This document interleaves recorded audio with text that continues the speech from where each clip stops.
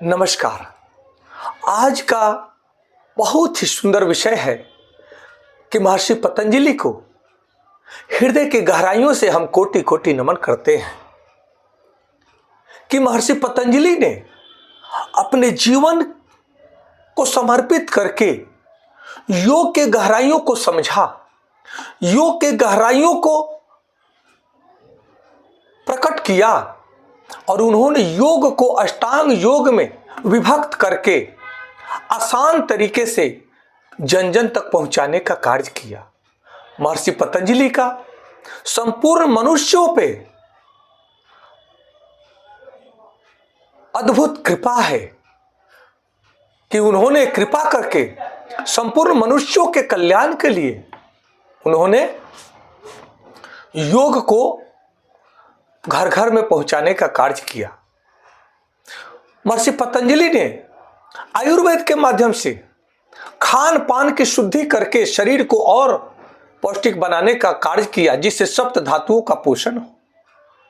महर्षि पतंजलि ने शब्दों को व्याकरण के द्वारा शुद्ध करके शब्दों को मंत्र बना दिया। इसलिए वेद शास्त्र भी महर्षि पतंजलि को नमन करते हैं। एक बहुत ही सुंदर श्लोक के साथ में यह श्लोक महर्षि पतंजलि को समर्पित है कि योगे न चित्तस्य पदे न वाचा मलम शरीरस्य च वैद्यकेन यो पाकरोतम प्रवरम मुनीनाम पतंजलिम प्रांजलिरान तोस्मि। अर्थात मैं उन महान ऋषि महर्षि पतंजलि को प्रणाम करता हूं कि जिन्होंने योग से मन को शांत किया, जिन्होंने व्याकरण से वाणी को पवित्र किया और जिन्होंने आयुर्वेद से शरीर को निरोग किया। मैं उस ऋषि महर्षि पतंजलि को कोटि कोटि प्रणाम करता हूं, जिन्होंने अपने दिव्य ग्रंथ योग सूत्र में कहा है कि योगस चित्तवृत्ति निरोधा, योगस चित्तवृत्ति निरोधा। अर्थात जब मन शांत होता है तभी आत्मा का प्रकाश प्रकट होता है। इस भाव को समझना है और योग का प्रथम कर्तव्य यही है कि चित्त की वृत्तियों का निरोध करना ही योग है। इस भाव को समझने की आवश्यकता है। और जब मन शांत होता है, चित्त की वृत्तियां निवृत्त होती हैं, तब मन शांत होता है और जब मन शांत होता है तभी आत्मा का प्रकाश प्रकट होता है, आत्मा का स्वरूप दिखने लगता है। कि जैसे जल में कंकर आप डालो तब जल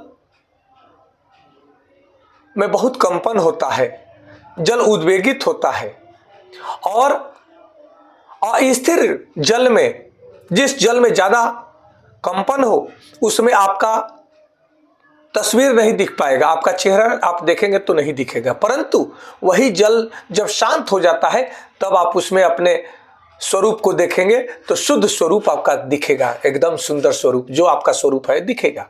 उसी प्रकार से मन में जब व्यग्रता है, हलचल है, बेचैनी है, परेशानी है, चिंता है, अवसाद है, तब आप अपने स्वरूप को कहां देख पाएंगे। इसलिए महर्षि पतंजलि कहते हैं कि योग के द्वारा, उचित खान पान के द्वारा और शुद्ध वाणी के द्वारा अपने मन को शांत रखें। जब मन शांत होता है तब आत्म स्वरूप की सिद्धि होती है और आत्म स्वरूप प्रकट हो जाता है। कहते हैं कि आज जीवन में, सबके जीवन में अशांति है, अशांति के कारण कटु वाणी है। हर व्यक्ति कटु वचन बोलता है। 2 मिनट में किसी के पास धैर्य नहीं है, संयम नहीं है। किसी को थोड़ा सा आप उकसा कर देखें, उसके मन में पहले से ही अशांति भरा हुआ है और आपको तुरंत कटु वाणी से, कटु शब्द से गाली गलौज करके आपका अपमान करना चाहेगा। और इसी के कारण रोग भरा हुआ है। सबके मन में रोग है, सबके तन में रोग है। मन रोगी तो तन रोगी, इस बात को समझने की आवश्यकता है। इन तीनों का समाधान भी यही है कि मन को योग से, वाणी को मधुरता से और जीवन को संयम से संयमित करें, शुद्ध करें और निरोगता को अपनाएं। यही कारण है, यही माध्यम है, यही सिद्धांत है और यही दवा है। अब आइए हम भी तन, मन और वचन की शुद्धि का यह दिव्य मार्ग अपनाएं। इस भाव को समझने की जरूरत है और महर्षि पतंजलि को कोटि कोटि नमन करें। इस बात को समझने की आवश्यकता है कि हमारा और आपका यह सिद्धांत जानने की जरूरत है। इस बातों को जानने की जरूरत है कि हमारा और आपका जीवन ऐसे नहीं है। कुछ लोग कहते हैं कि जीवन तो ऐसे मिला है और ऐसे ही चला जाएगा। नहीं, जब हम ऋषियों की वाणी सुनते हैं, जब सदगुरु के शरण में जाते हैं, सदगुरु का ज्ञान जब सुनते हैं, तब हमारा ज्ञान जागृत होता है और इस भाव को समझ करके हम अपने जीवन को सार्थक बनाते हैं। जीवन अद्भुत है, अनमोल है। यह जीवन बार बार मिलने वाला नहीं है। तो इस भाव को समझने की आवश्यकता है कि यह मंत्र केवल वंदना नहीं है, यह संपूर्ण जीवन को संतुलित करने का सूत्र है। कहते हैं कि योगे न चित्तस्य, अर्थात मन की शुद्धि योग के द्वारा किया जा सकता है। महर्षि पतंजलि कहते हैं, महर्षि पतंजलि अपने योग सूत्र में कहते हैं कि योगः चित्त वृत्ति निरोधा, अर्थात योग मन की चंचल वृत्तियों को शांत करने का विज्ञान है। जब मन शांत होता है तब आत्मा का प्रकाश प्रकट होता है। आज के तनावपूर्ण जीवन में यदि हम मन को शांत कर लेते हैं, क्योंकि सबका मन अशांत है, तो बाहरी उपलब्धियां भी हमें सुख नहीं देती। जब मन अशांत है तो बाहरी कितने भी सुख सुविधाएं प्राप्त कर लो, आपको सुख नहीं मिलेगा। लेकिन मन अशांत नहीं है, मन शांत है, तब ज्यादा सुख सुविधा न मिले तो भी खुशी है। इस बात को समझने की जरूरत है। फिर कहते हैं कि पदेन वाचाम, यानी वाणी की शुद्धता। महर्षि पतंजलि ने संस्कृत व्याकरण पर महाभाष्य की रचना की और उन्होंने सिखाया, उन्होंने लिखा कि वाणी केवल शब्द नहीं है, वाणी शक्ति है, वाणी मंत्र है। जब आप शुद्ध और सकारात्मक शब्द बोलते हैं तो वह मंत्र बन जाता है।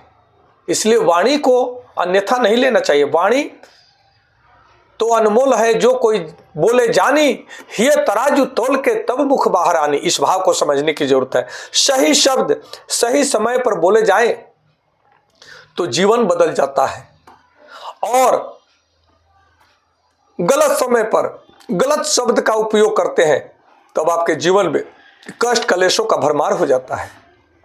इसलिए कटु वाणी संबंध को तोड़ देती है और मधु वाणी हृदय से हृदय को जोड़ती है। इस भाव को समझने की आवश्यकता है।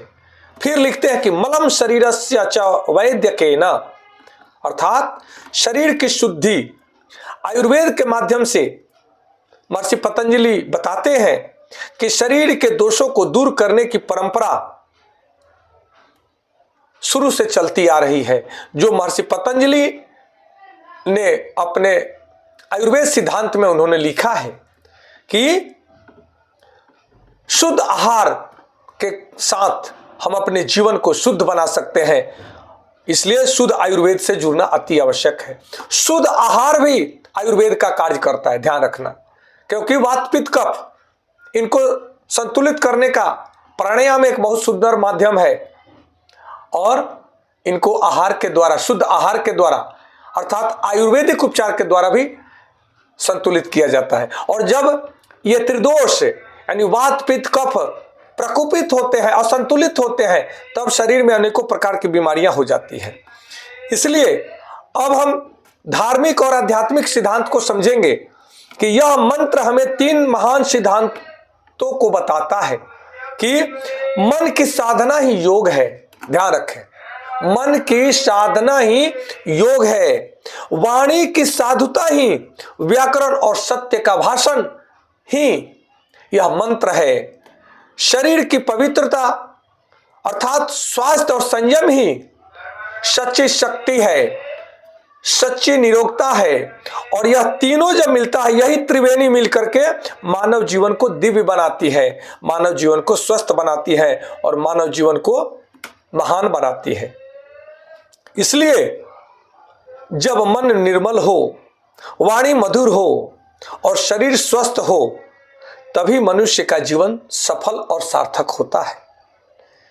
इसलिए आइए हम सब मिलकर के महर्षि पतंजलि के इस त्रिविध मार्ग को अपने जीवन में धारण करें कि योग से मन को शांत करें, सत्य वाणी मधुर वाणी से समाज को जोड़ें और संयमित जीवन से अपने शरीर को स्वस्थ बनाएं। यही हम सबका परम कर्तव्य है और यही महर्षि पतंजलि को सच्ची श्रद्धांजलि है, जो उनकी कृपा हम सब पर बरस रही है। इसलिए ऐसे महर्षि को, ऐसे योगी को हम कोटि कोटि प्रणाम करते हैं और हम आपसे भी निवेदन करते हैं कि प्रतिदिन इस त्रिवेणी को, त्रिविध साधना को अपने जीवन में धारण करें। शुद्ध आहार, शुद्ध विचार और शुद्ध कर्म, आचरण, व्यवहार आप करना शुरू करें, आपका जीवन धन्य बन जाएगा। आज इतना ही, कल पुनः किसी विषय के साथ में आपके साथ जुड़ेंगे।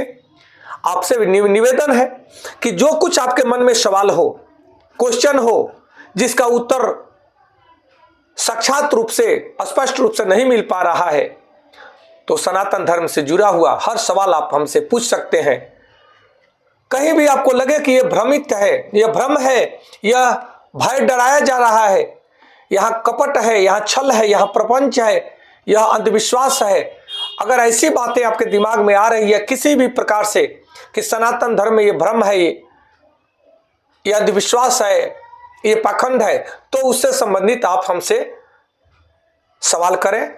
हम कोशिश करेंगे उसका सात्विक, शुद्ध और वैज्ञानिक तथ्यों पर आधारित उसका उत्तर दिया जाए, ताकि हमारे और आपके बीच में जो भ्रम है वो दूर हो सके। जो गलत है उसका विरोध होना चाहिए और जो सही है उसे स्वीकार करना चाहिए। आप सबको कोटि कोटि नमस्कार, धन्यवाद। जय सनातन, जय भारत।